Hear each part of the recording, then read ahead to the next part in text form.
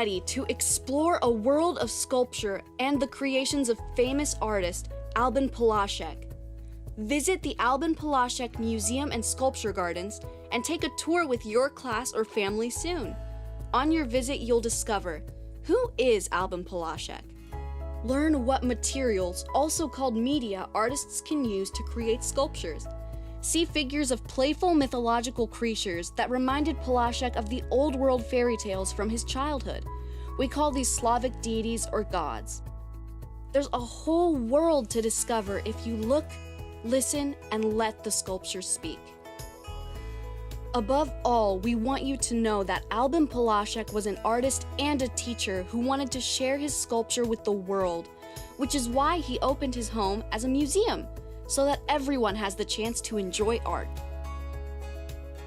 Albin Polasek was born across the ocean in a European country that we now call the Czech Republic. Albin was born well over 100 years ago. In his hometown, called Frenstadt, a small mountain village, Albin Polasek would draw whenever he had a chance, and showed his artistic talent when he was just a child. He taught himself how to carve wood as a young boy. This is his first complete sculpture he carved as a 15-year-old. Nevertheless, Albin had big dreams. In 1901, he decided to come to America, the land of the free. Now in his early 20s, Albin was a strong young man and luckily found a job carving wood figures for churches and cathedrals. He learned to speak English and saved the money he earned so that he could go to one of the best art schools in the country, the Pennsylvania Academy of Fine Art. There he learned about classical sculpture. Albin learned about the ancient Greek people who lived thousands of years ago, back in the 8th century BC. These brilliant early artists were pioneers of a new way of depicting the human form, with naturalism and the illusion of weight. This was so groundbreaking because until that time, most of the sculpture did not look like real people at all. We call this early first period archaic, and the figures were often blocky and stiff, without detail or accuracy. At the Art Academy, Albin was instructed on anatomy, the study of the human body, much like a doctor would learn. After he finished his studies, he became a well-known artist, hired to create portraits of famous people, called busts.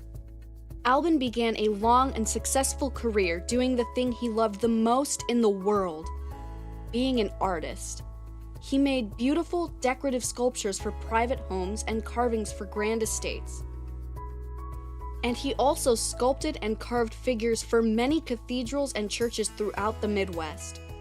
Albin became so skilled, in fact, that by the time he was 37 years old, he was asked to become the head professor at a top art school in the country, the Art Institute of Chicago. As a teacher, he taught his students to look and model figures as they really appear, and to sculpt in the round with a 360-degree experience, like life is. As you tour our museum, you may come across sculptures that are nude or aren't wearing clothes. This is because of Albin Polasek's classical education and training.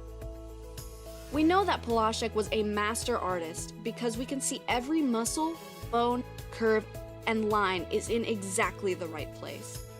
Imagine if you were asked to draw a foot.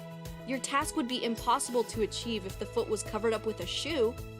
How could you see the details? Simply put, you can't. You need to see, study, and look at the anatomy. Polasek's style also contrasts to abstract artists who distort and alter shapes and forms, as seen in Pablo Picasso's Portrait of Women. Polasek, however, always stayed true to capturing an accurate likeness of the human body. Albin loved to teach and cared about his students, and taught happily in Chicago for almost 30 years. During this time, he made some of his more recognizable and famous works of art. The Spirit of Music Monument for the city of Chicago. Radagast, a Slavic lion-faced god on top of a mountain next to his home village in the Czech Republic. And monuments honoring important people and politicians, such as the Governor Yates Memorial at the Illinois State Capitol. But Polasek's most recognizable sculpture is a larger-than-life-sized portrait of our 28th American president, the Woodrow Wilson Monument in the capital city of the Czech Republic, Prague. You can see the bust or the head and shoulders of this giant work right here in Winter Park, Florida, on your historic home tour. When Polasek retired from teaching, he moved to Winter Park, Florida, and designed his home and studio himself, and moved into the finished building in 1950. Our museum is a special place not only because of the beautiful sculpture, but also because Albin Polasek lived and worked here, on this very site. He created many of the sculptures on display here in his studio. We aren't just a historic home, but also a place where great art was created. Albin Polasek was a proud Czech immigrant who loved his adopted country, the United States of America, and represents a true American success story. Come discover Albin Polasek's amazing story at our museum and sculpture gardens, where our artist carved his own destiny.